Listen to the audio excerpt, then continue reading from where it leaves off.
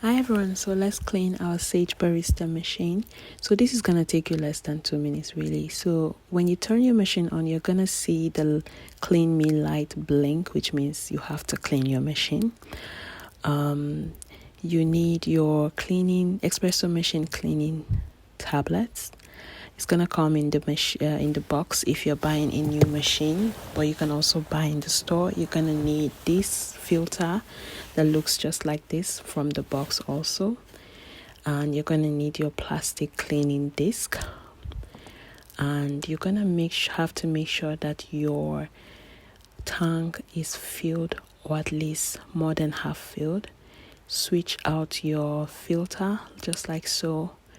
Then you want to put the plastic disc right inside the filter, and then your tablet, the cleaning tablet, right in the middle of the cleaning disc.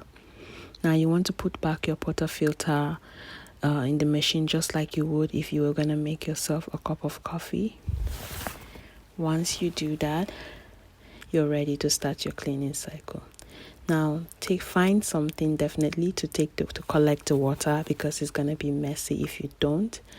This is where I made a mistake. You have to turn off the machine and make sure that it's turned off, and then you can start the cycle. So you want to simultaneously press on the power button and the 1 cup, 2 cup button for about 3 seconds, and then let go, and the cleaning cycle begins. This is gonna take around 5 minutes, and once it's done, you're gonna see the light stop blinking on the clean me light.